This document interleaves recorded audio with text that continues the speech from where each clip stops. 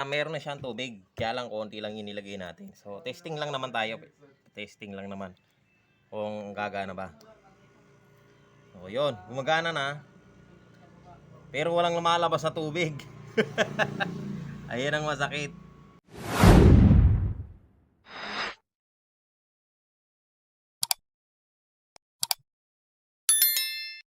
Ayan guys, magandang araw. So, may re-repair tayo ngayon na isang chargeable sprayer. So, ayun siya. Ayan. Ang problema nito, ayaw gumana. So, ito yung switch niya. Ang ginawa ng may-ari, ito, ginawa na raw ng panibagong switch kasi ayaw nga daw gumana. Nagpalit na siya. So, ayaw pa din gumana. Ayun, oh. Kahit na nagpalit na siya ng bagong switch, ayaw pa rin. So, battery, binilihan na rin daw niya ng bagong battery, ganun pa rin. Ayaw din gumana. So, ngayon, yung motor, inorderan niya sa online, ayaw pa rin daw gumana. So, ayan ang problema, napalitan na lahat ng laman loob, ayaw pa din gumana. So, para na rin siyang bumili ng bagong sprayer.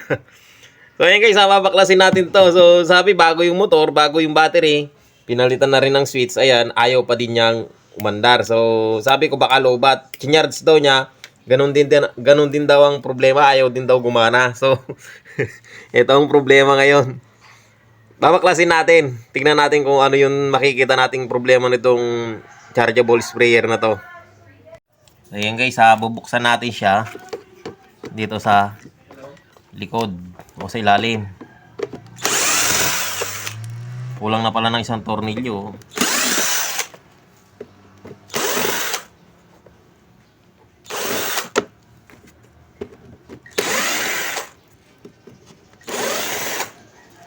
Ayan. Tabi natin mabuti, baka mawala itong mga tornilyo. So, tanggalin natin yung takip. Ayan na. Ito nabubungad sa atin yung... Oy, bago nga yung ano nyo, oh. Yung motor, oh. Ayan, oh. Bago. Oh. Tapos yung battery, mukhang bago nga rin yung battery. Tignan natin yung baterya. Baka mali yung connection ng wiring.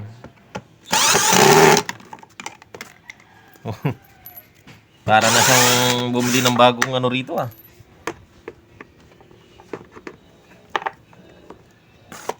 Oh, yan. Yun. Uy, tinali pa yung ano. Tinali na lang niya yung wire. Tinali na lang ng goma. So, tatanggalin natin yan. Check natin. Pero kukuha mo tayo ng tester. So, yan yung tester natin. Ay... naka 0-0 na siya, 12 volts, ay ano, DC volts. Naka-range tayo sa DC. Susukatin natin yung battery kung may karga. Pero tanggalin muna natin ito. Dahil itong ano niya, itinali ng goma.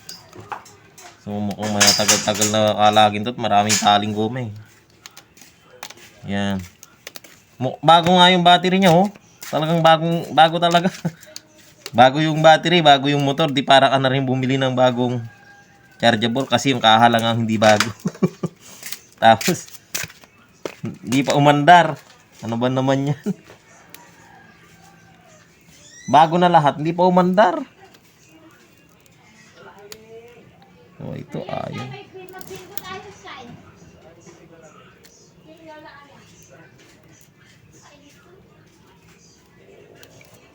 Reko. Oh, yan. Yan.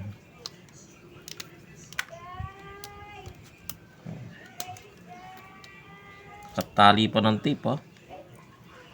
Yan. Tanggalin na natin lahat. Pati tape kasi hinangin na natin to. Hindi natatali ng goma pagka ginawa natin na ganito. So, yan. Natanggal na natin yung tape. So, sukatan natin siya ng voltahe.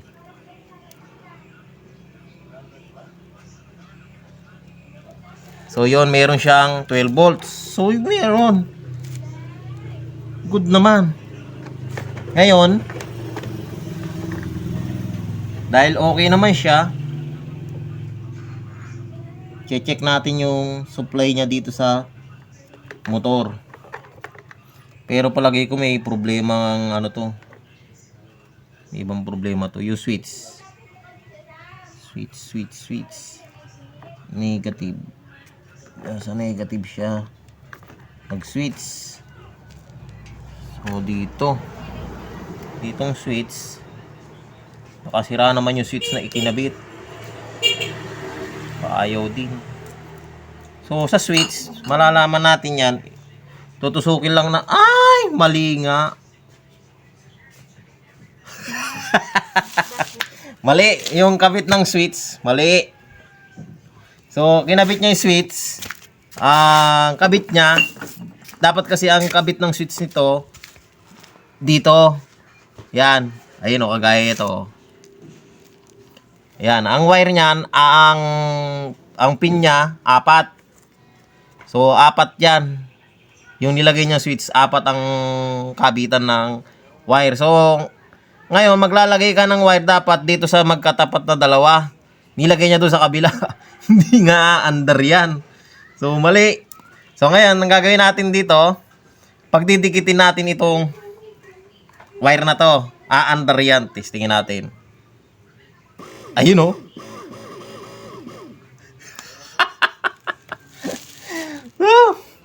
Nako. Talagang kasi siya lang din daw nagkabit nitong wire, itong switch. Wow, mali, nakakatawa talaga tong tumama na sana siya kung dito niya nilagay yung wire sa may kung dito niya nilagay yung wire sa kabilang switch, tumama na sana siya. Sumablay kasi nga. Mali yung kabit ng switch, mali yung paa dapat dito. So, tingnan nyo, napakita ko sa inyo. Ma-under na siya, ma-under na. Ito. Ayan. Iilaw to. Tingnan natin kung makikita sa kwan yung ilaw. Ayan o. Ayun o. Humuhuni na rin yung motor. Ito, tutukan natin yung ilaw niya. Ayan. Tignan nyo yung switch ko, tignan nyo iilaw yan. Tutusukin ko lang tong switch. Makikita rin yung umiilaw. Ibig sabihin na may problema yung switch. Sumablay. Okay na sana eh. Pero ihinangin na natin to. Itong wire niya sa battery. Itong dalawa na to. Tapos, ayusin na rin natin yung switch niya. Ayusin na rin natin. Sumablay. Sayang. Okay na sana. So yun guys, nakita naman na natin yung problema. So ngayon, gagayak lang natin yung panghinang. Hihinangin natin ito. Tapos ayusin na rin natin yung switch. So kukuha lang ako ng panghinang. Ayun guys, hanggat ginagayak natin yung panghinang, pinaiinit kasi matagal uminit. So ayusin muna natin ito. So tinanggal ko na yung sa may battery niya. So ayusin muna natin to, kabit muna natin yung tanggalin na rin natin tong wire na kinabit niya. Ayos Sumablay. So yung nakakabit kasing switch dito malaki. So ngayon pinalitan niya ng maliit. So pwede naman to maliit. Wala kasing switch na na yung high and low na maliit. Ganito lang. Kasi iba meron. So ngayon ito kakabit natin dito sa tagiliran. Yung na yung switch niya, ibubutas na natin. So, mabutas.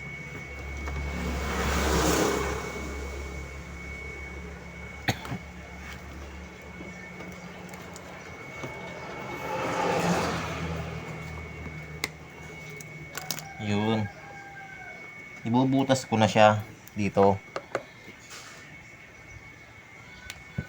Butasin na natin gamit yung kutsilyo.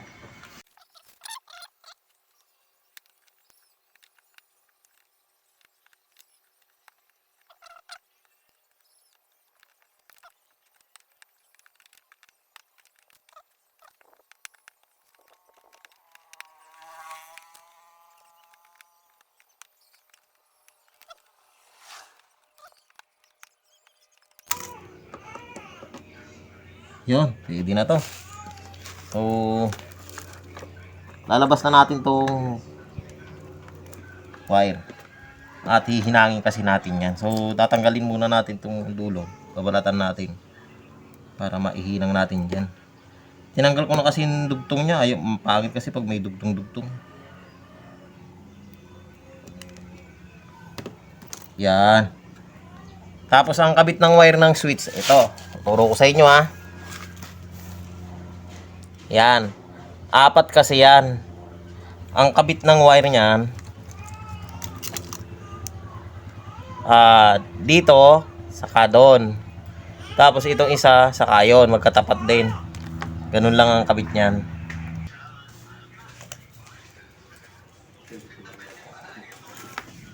So, hinangin natin itong wire. Sa kabila. So, yun. Tapos ito,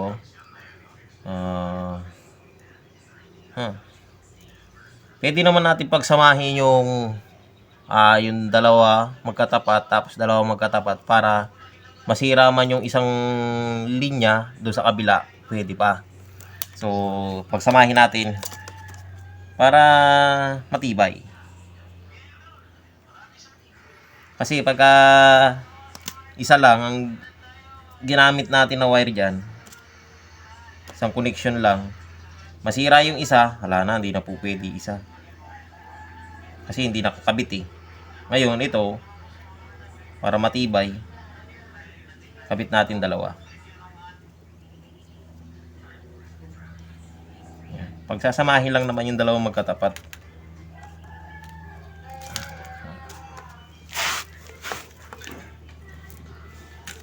Linisin natin marumi.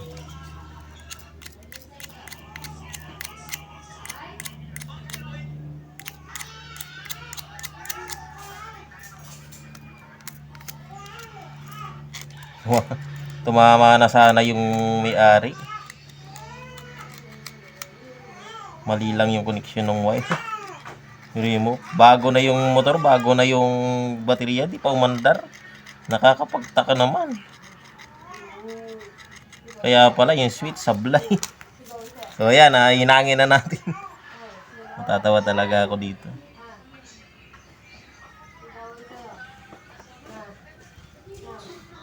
Okay na sa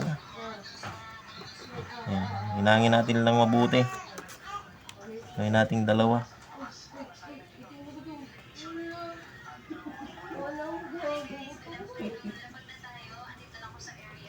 Ayan. Tapos yung wire na binalatan natin, papasok natin dyan.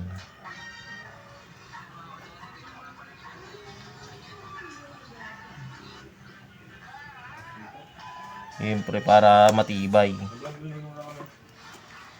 Matibay itong switch nya. Kasi maliit lang to eh.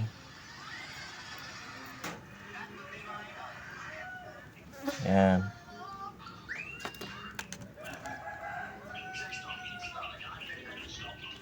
Yun. Ay, kainam.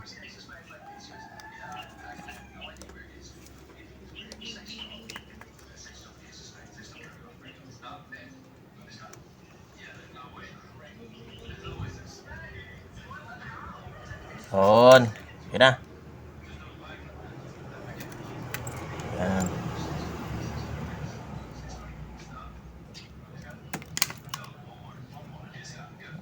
Sa kabila, ganun din. Papasokin ng wire. Hihinangin.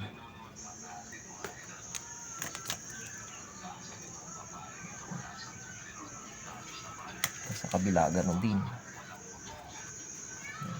Diba? Matibay siya. Yan.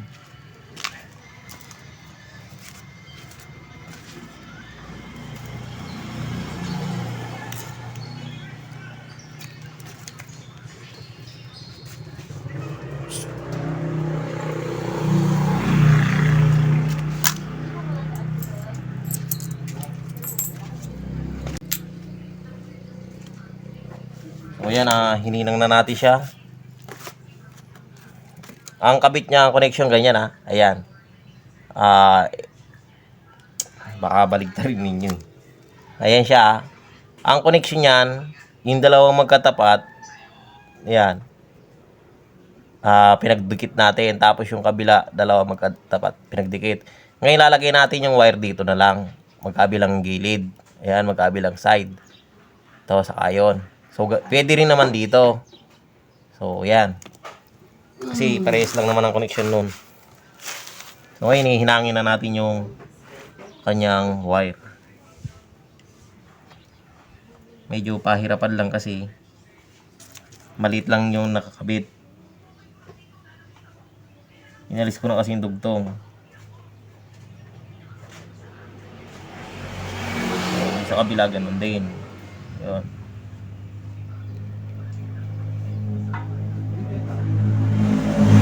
Yan, okay na. Pwede na natin siyang ipasok dito. Baliktad yun. Ako, nakalabas yung inang.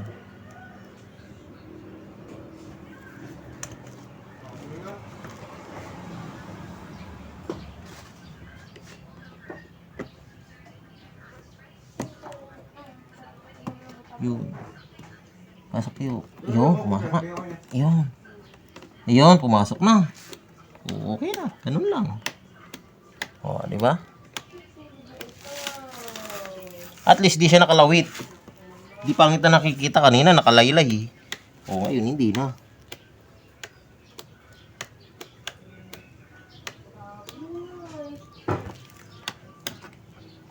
So, ngayon, kakabit na natin tong sa battery. Ayan, sa battery. Hihinang na natin yung wire. Ganyan lang. Para naman kahit pa paano matibay siya.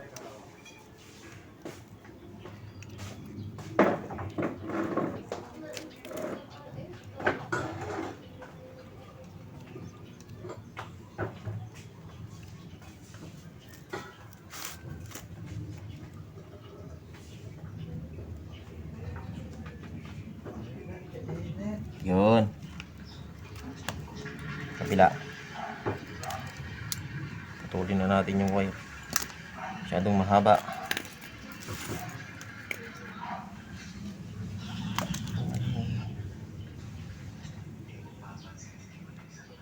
Kaya pulot kayong diskarte.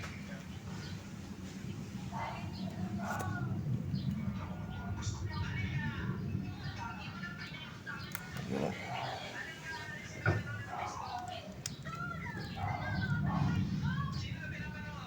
Yan, okay na.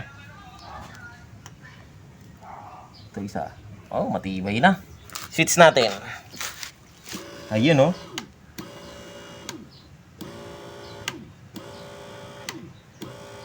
So, okay na. Testing na lang natin siyang ikabit. Tapos, i-testing natin yung lagyan ng tubig.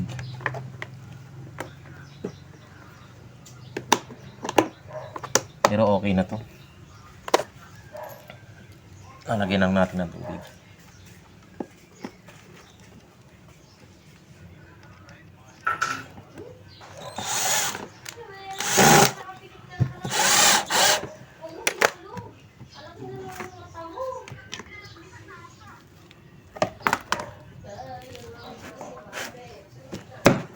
Yo, pasok na.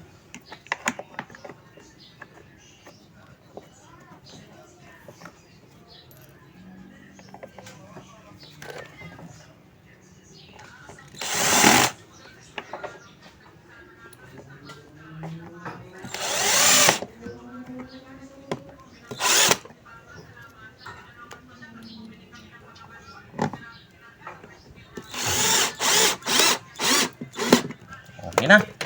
Switch ulit. Iyon. Okay na. So, kakabit na natin siya. Tatakip na natin. Iyon.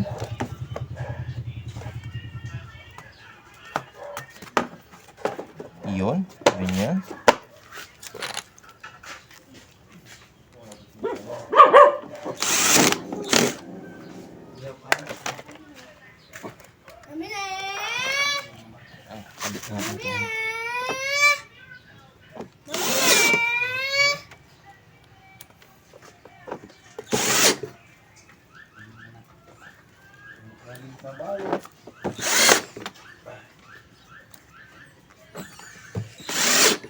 yun. Okay na.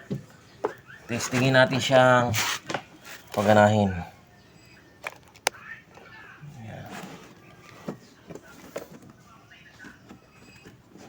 Switch. Yun. Mahandar na. Oh. May ilaw na.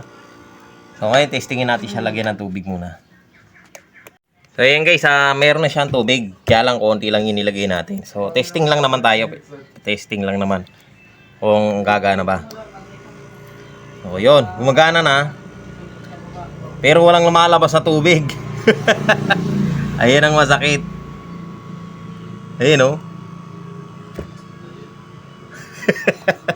Ayun ang problema natin ngayon. Ayaw lumabas ng tubig. So babaklasin natin uli. Ayan guys, babaklasin natin yung motor. So tinanggal ko na yung tornilyo. Ang problema nito yung lock nya. So hindi natin makukuha dito tayo. Yun.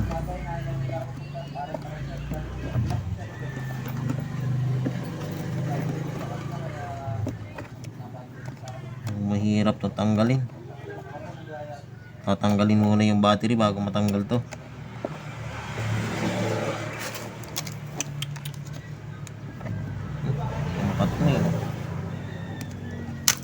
Tanggalin natin yung battery.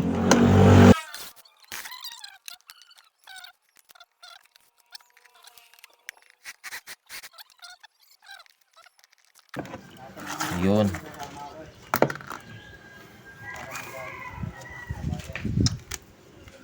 Ito ang problema dito.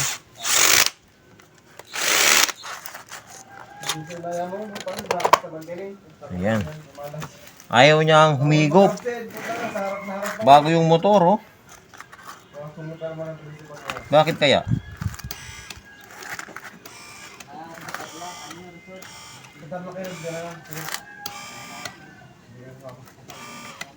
Ayaw. So titignan natin yung kanyang sa may bearing, yung nagpapaangat ng barbula. O dito na natin siya baklasin. Dalawang tornilyo. Ayan.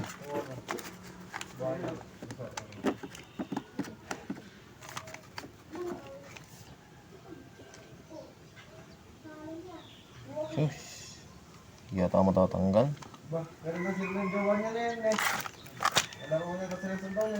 Ano to?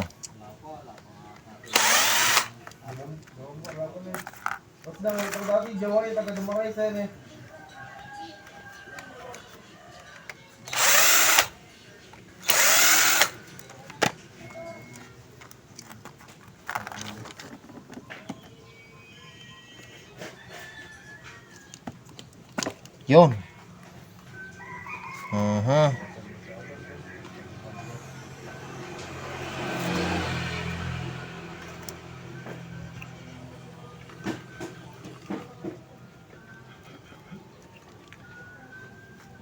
Ayaw na niyang umiikot. Tignan natin kung iikot yan. Maganda. Maganda namang umiikot. Pero bakit ayaw?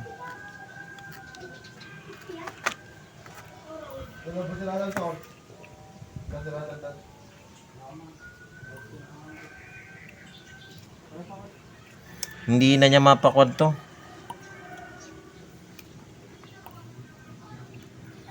Palaro. Dumudulas.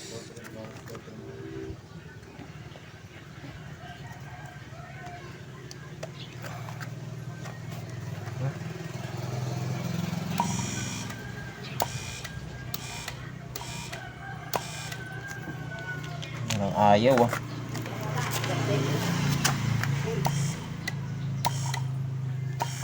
Oh, yun ang gumagana naman eh. Oh.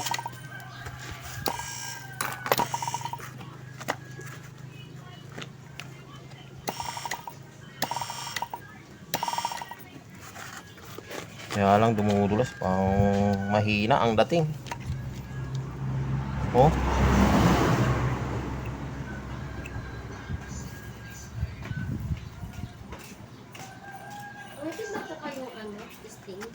Sting. So, titignan natin tong isang side. kung kaya niyang pabugahin. Kasi pagka ayaw bumuga, yun na yun, yung puti.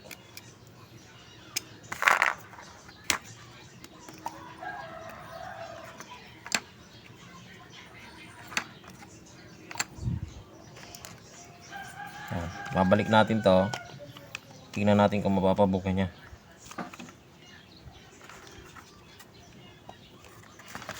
To, mapaglalaro niya tong ano.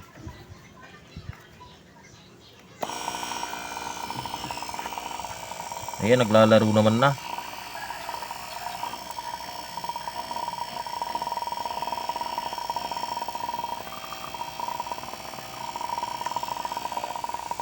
Oh, nagbobomba na.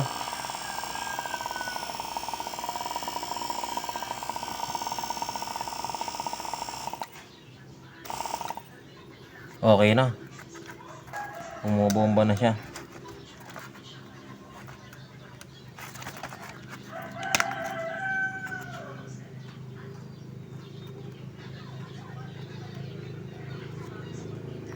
Yung kabila. O yung spring. Kabila, testingin natin. Nakapagtaka, bakit ayaw?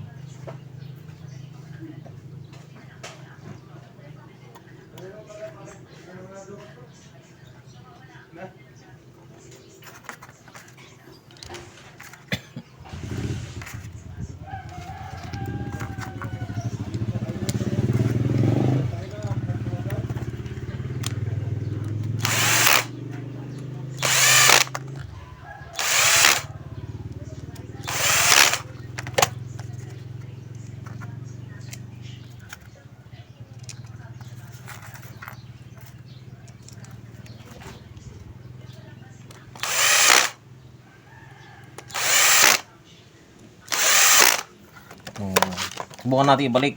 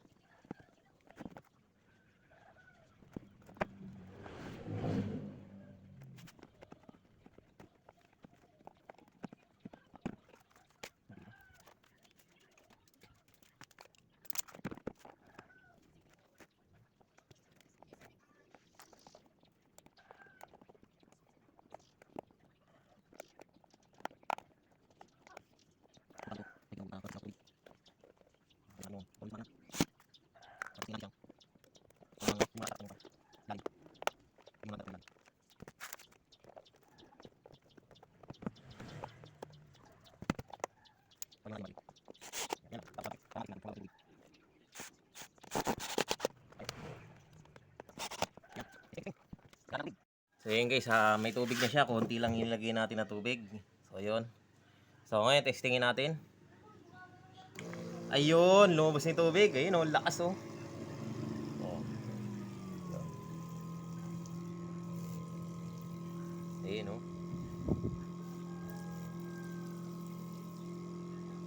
So okay na siya. Ayun oh, lumalabas na. So ayun guys, yun ang naging problema niya. So sa may barbula, saka dun sa switch. So yun guys, hanggang dito na lang yung video natin at di ko na ipapakita sa inyo yung pagkabit nung takip niya sa ilalim. Tornilyo na lang naman yun. So sana nakatulong sa inyo yung video na to at maraming salamat sa panonood.